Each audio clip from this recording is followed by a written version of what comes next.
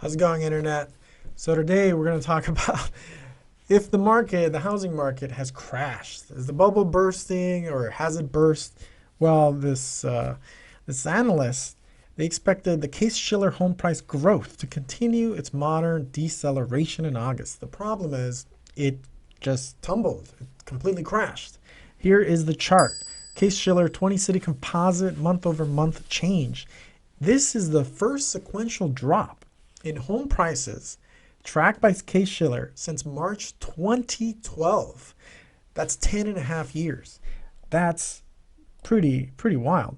So on a year-to-year basis, home prices rose roughly 16%, down from 18% year over year in July, missing expectations of a 17% increase. So that is quite a bit. The headline national average price index rose 15.77 year over year in August. Now it's down. So what does this mean? That means that the 2 to 3%, the negative 2.3% difference between those two monthly rates of gain is the largest deceleration in the history of the index. The history. So that says a lot. So of course, as the interest rates continue to go up from the Federal Reserve, what's going to happen? The mortgage financing has become way more expensive. Process that continues to this day, of course, and with the macroeconomics, geopolitical problems, energy crisis, the very challenging environment at the moment. That just means that home prices will continue to decelerate. All right, not a good place to be. And here's an example. Look at this. New York City office space. Granted, this is commercial space. Nonetheless, they spark 453 billion loss in value. And this is coming out of Bloomberg. They're citing a study from the National Bureau of Economic Research that basically outlines New York City's office building, commercial retail space, and they're experiencing a massive wipeout in all forms of value. Like I said, nearly $500 billion. So the National Bureau of Economic Research said the value of office buildings plunged 45%. This is in 2020, and is forecasted to remain around 40% below pre-COVID levels. Oh, nearly 40%. That's huge. This is due, of course, to remote working, companies shrinking. Some corporate headquarters are moving out of the city, and these are old buildings. So somehow the rents are still too damn high. And of course, a lot of companies in New York, they're pushing for people to return back to the office. Like Goldman Sachs, Morgan Stanley. Problem is, a lot of these Wall Street firms are having a hard time getting people back in.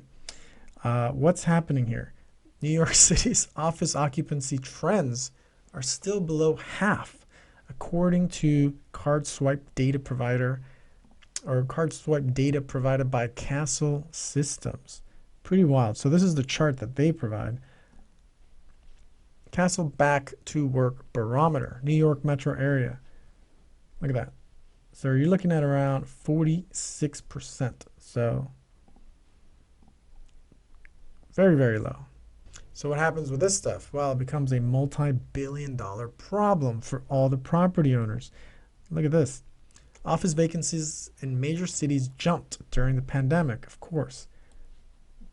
New York, massive jump. What's interesting is I would expect that Hong Kong, even Toronto, Frankfurt, London, would be up there, would be higher. So this is according to Seville's. Here's another chart. This one is essentially the valuations continue to slide because there's just no demand. Look at this. You got Boston Properties, Douglas Emmett, Kilroy Realty. These are property investment firms. Very low. Crazy stuff, right? So what happens? The bubble is bursting, and basically load up your ammo and get ready to fire, because the market is going to be in a bargain pretty soon. So we'll see what happens. I am in the New York real estate market. I have 2 places in Brooklyn, and it is staggering the amount of rent that these places can acquire per month. It's just the cash flow cash cow. And if you can get in, I highly recommend it. It can be lucrative despite being a pain in the butt, but you know, it's got its rewards. Anyways, smash the like, guys. Subscribe if you haven't, and I'll see you in the next one.